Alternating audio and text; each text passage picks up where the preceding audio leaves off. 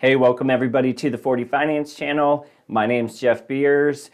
Today we're going to dig into Disney stock here in May of 2021. We're going to look ahead on Disney stock through the end of the year. Try to project, is the price today at about $170? Is that a good deal to buy in today? And what can we expect out of Disney over the next 12 to 15 months? Just a reminder that my stock picks and projections, they're just my opinion for your entertainment. However, if you do love stock analysis like this, going deep on stocks like Disney and many others, please subscribe to the 40 Finance channel, give this video a like. Thank you very much for your support. All right, so the current state of affairs for Disney right now, obviously things are looking good from the pandemic perspective. Parks have reopened, and at least in the United States, there looks like a pretty good opportunity that Disney will be operating at full capacity during the summer. If you're familiar with Disney stock, then you know that the park operations are roughly a third of their total revenue. And even beyond the third of revenue that parks represent, it bleeds into other things when you think about it, into merchandise sales, brand affinity, stuff like that. So getting the parks reopened is a big part of the Disney ecosystem. We also have movie theaters opening, so there's a lot of opportunity there, as well as just movie production getting back to scale. So a lot of companies that deal in movies, they haven't even been able to really produce movies in the same way that they've been used to. So just getting the ball rolling on some of the long-term projects, right? 2023, 2024, being able to start production on those films is big. Now, on the bearish side for Disney, there's not a lot, I don't think, that's like super concerning. On the Disney Plus side, they reported lower subscriber numbers than analysts had projected. But frankly, we saw the same thing in Netflix, right? And you have to believe with some sensibility that a ton of customers will pull forward during the pandemic. Those that maybe were just kicking around Disney, if you had nothing else to do when you couldn't go outside, it was probably an easy choice to subscribe. So they probably got some pull forward. Netflix is seeing the same thing. I'm not super worried about the subscription growth on the Disney Plus side. The fact of the matter is they've done a great job of turning that from zero into something much bigger than I thought it would be. So we really just want to eyeball Disney Plus numbers over the long term, make sure you're not losing huge swaths of subscribers, and making sure, just like Netflix, that you're pushing that international adoption, because ultimately that's where the biggest audience is. All right, some other bearish considerations to keep in mind. We also are having a lot of problems with labor shortage here in the United States. And that is also sort of coupled with the rising cost of minimum wage and what you're paying people. This could be a pretty big stress point for Disney parks. We haven't seen any news about that yet, but they did lay off a ton of people, obviously in 2020, who were working in the park. So can they get back to fully staffed? Will some of those people that used to work at the parks even want to come back after they got laid off? It's really hard to tell, but we don't want to see any sort of signs, let's just say in July or June, key vacation landmarks where maybe Disney might have to reduce capacity just because of a labor shortage. Again, I have not heard that yet, but we have seen that type of behavior out of places like restaurants, hotels and such, where they'll only book a certain capacity because that's all the staff that they have in order to help the customers. And the last consideration, I think, for Disney stock is just the fact that the stock got pushed up high during the pandemic, right? Like I said, Disney Plus, huge addition, probably saved their butt, quite frankly, when the parks were closing. So it was a phenomenal addition to the ecosystem. But we've seen a lot of travel-based stocks, technology stocks run much, much higher from a valuation standpoint than they have in the past. Disney is probably in that category. And while you do have parks reopening, You have to ask yourself when you're looking at any of the travel stocks right now is what is it priced in for?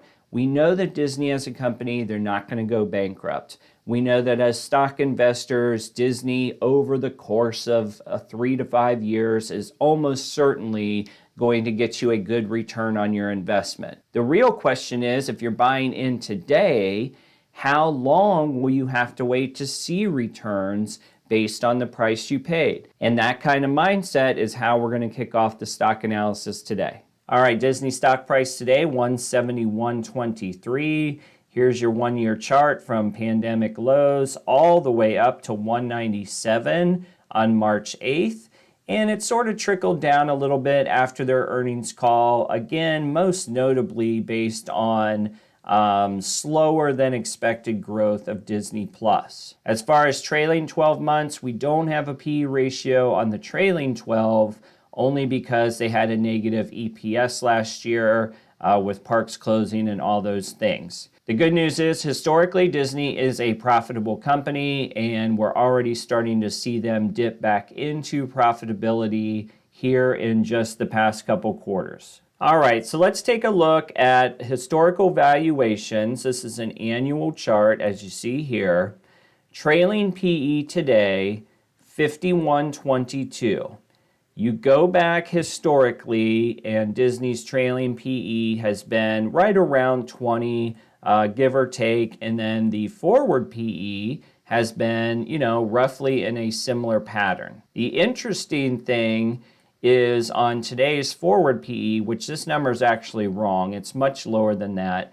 I have it coming in at about 72, and I'll show you my metrics near the end of this video. But across the two key forward metrics, forward PE, PEG ratio, it's definitely running higher, even looking forward for Disney, than what we've seen in the past. Now, on the analyst side, let's take a look at how the earnings per share is kind of projected out. So a year ago, earnings per share was 202. This year, analysts say about 239. I do think that that's a relatively low number.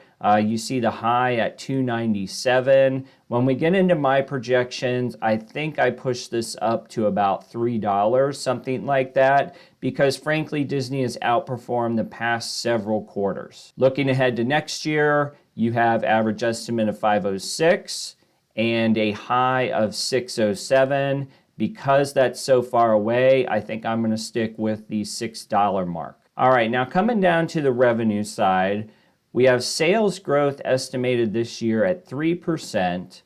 Next year jumps up to 26%. So that looks pretty good, right? From a long-term outlay, it definitely looks like Disney is growing. But most of this is recovery. So that's what you have to keep in mind. Most of this growth that we're going to see in 2022 is more or less the expectation that they would reach, 2019 levels, with 2019, of course, being the last time they had a full year of operations. All right, taking a different view of the earnings and revenue over here at Seeking Alpha, where they kind of project, 10 years ahead. I don't know how logical, 10 years of EPS projections or how stable those metrics can be. But you get an idea of what Disney was doing before the pandemic, right? And this was actually in a time that they had a small dividend, which they have since cut. But in September of 2018, they hit 708. In September of 2019, they hit 577. Obviously, last year you had the pandemic. This year's consensus is 234. Next year's consensus is 503. And then September 2023, which is an awfully long way away, but you have a consensus of 640. So that at 640 is still not the level that you saw in September 2018. So it's just good to note that when you see a lot of growth with Disney, the growth you're going to see over the next couple years is more or less getting back to par. It's not necessarily, outgrowing their peak years. Take a look at it from a chart view. I like this because they kind of put the forward PE in there for you. And if you remember correctly, Disney's forward PE, we'll give it a healthy average of 20, even though it was awfully far below that in some years. But to get back to 20, you have to go through the analysts' ratings for the fiscal year that ends September 2025 on today's price before you get back to that normal level. Now, going down to revenue, you can see sort of the difference, right? In the fact that revenue is actually growing slightly when you factor in Disney Plus, but it's the cost of operations and the cost of producing Disney Plus that's going to lower your earnings per share.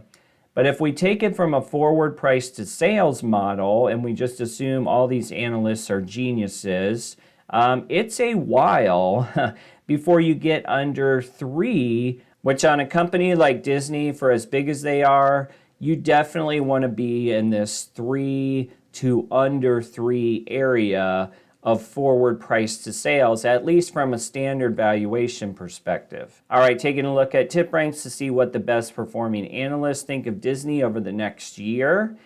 And you've pretty much got buys across the board. We just had an earnings call, so everybody's come in pretty fresh here, 6 or 7 days ago. You did get 2 holds at 175 and 163. And another hold, but this person did not provide a price target. The rest are pretty much buys across the board, anywhere between, I'd say, $200 and $220. Now, again, this is the next calendar year. So 12 months from today would be May of 2022 when these analysts are projecting for. Okay, so on one side of the coin, you have fundamental analysis, like I often use, to say that Disney does look slightly overvalued from what we've seen in the past. But you have to couple that into this new Disney World that just launched in 2020 that includes streaming on top of the parks and other experiences that are now going to be going live in the second half of the year. So when you think about those things, you start to get into that place maybe where the TipRanks analysis was coming in, and you see price projections of 220, which are obviously much higher than today's price of 170. So what I'm about to show you, which is something I do on all these stock analysis videos, is kind of take 2 scenarios based on where Disney would be valued. And that involves using 2 different PE ratios, right? There's the historical PE ratio. Then you have the PE ratio that Disney's trading at today, which assumes a lot more growth, at least on the earnings per share going forward. All right, so here we are, Disney, May 20th, 2021, current price of 171, current forward PE of 72, 2021 analyst EPS projections come in about $2.38. That's what we were looking at on Yahoo. Important to note that Disney has a different fiscal year. It is not a calendar year. It runs from October 1 to September 30th. So this EPS projection really settles into, call it, October 15th, whenever they come out with their full fiscal year results. Okay, so for my projections, I'm going to offer 2, and that's fiscal year 2021 first. I'm choosing a forward PE at that time of either 25, which would be the fundamental analysis view, or 50, which is going to be more in line with where people are trading Disney today. Remember, we're up here at 72 as far as today goes. Where will we be in September? I'm guessing that forward PEs are going to be coming down, so I chose 50. So let's talk about it. EPS, $3. That's 60 cents more than the consensus that we see up here. If they were to hit that, you could have a price as low as 125, which would be the historical average from a valuation perspective, or you could be around 150, assuming forward PEs drop. Now, if you figure, of course, that forward PEs would stay the same as 72, 3 times 72, whatever that is, $216, something like that. So there's quite a range that we have with Disney today.